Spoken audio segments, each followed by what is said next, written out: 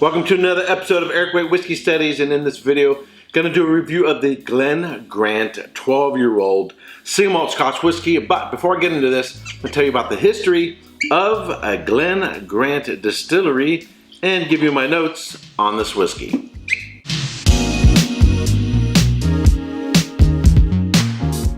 Glen Grant Distillery was founded in Rothes Speyside in Scotland. In 1839, John and James Grant leased some land from the Earl of Seafield. In 1840, John and James Grant founded the Glen Grant Distillery. In 1864, John Grant died.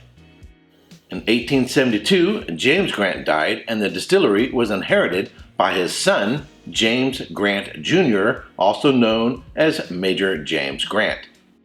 Major James Grant extended the distillery, built a mansion for himself nearby, and created a romantic woodland garden in the glen behind.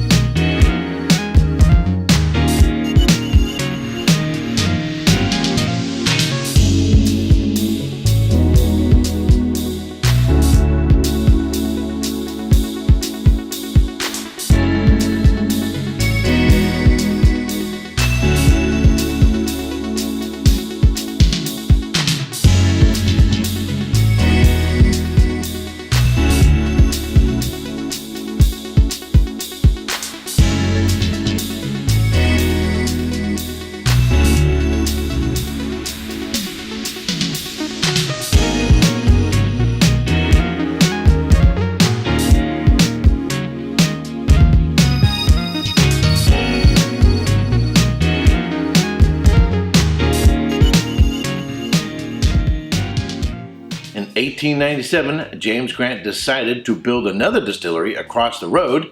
It was named Glen Grant No. 2. In 1898, after the collapse of the Pattisons, the large Edinburgh firm of brokers and blenders and a major client of the distillery, production of Glen Grant No. 2 ceased. In 1931, Major Grant died and was succeeded by his grandson, Major Douglas Mackisack, however that's pronounced. In 1932, the distillery was incorporated as J&J Grant, Glen Grant Limited. During the Second World War, the distillery was closed. In 1953, J&J Grant merged with George and J.G. Smith, who ran Glenlivet Distillery, forming the Glenlivet and Glen Grant Distillers Limited. In 1961, Armando Giovetti and Douglas Mackisack found a friendship that led to Glen Grant becoming the most sold malt whiskey in Italy. In 1965, Glen Grant No. 2 was reopened as Capardonic Distillery. In 1972, the Glenlivet and Glen Grant Distillers Limited merged with Longmore Glenlivet Distillers Limited and Hill, Thompson and Company Limited, blenders of Queen Anne whiskey, to form the Glenlivet Distillers Limited. In 1973, Glen Grant Distillery extended from 4 to 6 stills. In 1977, the Glenlivet Distillers Limited, purchased by Seagram Company Limited, extended from 6 to 10 stills. In 1999, Glen Grant Distillery was bought by Chivas Brothers. In 2001, Pernod Ricard and Diageo bought Seagram's Spirits and Wine, with Pernod acquiring Chivas Group. In 2006, Campari bought Glen Grant Distillery for £115 million. The Glen Grant 12-year-old single malt Scotch whiskey. Glen Grant 12-year-old was added to the core range in 2016. It's aged for 12 years in ex-bourbon cask, bottled at 43% alcohol by volume, and sells for anywhere between $45 and $51 in my neighborhood. So, Glen Grant Distillery is one of the most beautiful distilleries in Scotland I have ever visited. As you saw there, there's a beautiful garden out in the glen. As you approach the distillery, there is a winding path which takes you down to the tasting room. There's a stream that goes by. And the whiskeys are as beautiful as the distillery.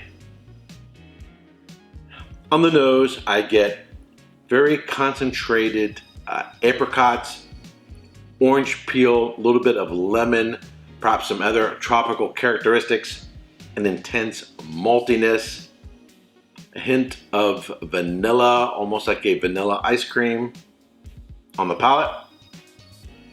I'm also finding it's got some real nice spice on the finish, a little bit of ginger, some cinnamon, nutmeg, and baking spices. It's only 43% alcohol by volume, but on the neck pour, it came across very sharp and very tense on the alcohol, a little bit hot.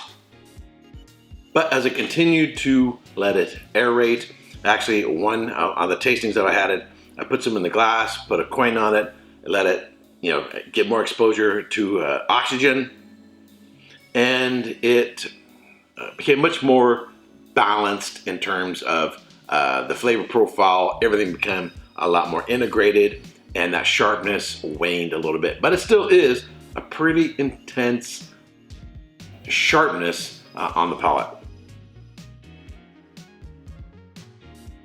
In addition, it actually has a real nice viscosity and a medium to medium plus length finish. So it's got a real nice long finish for a whiskey that's only 43% alcohol by volume.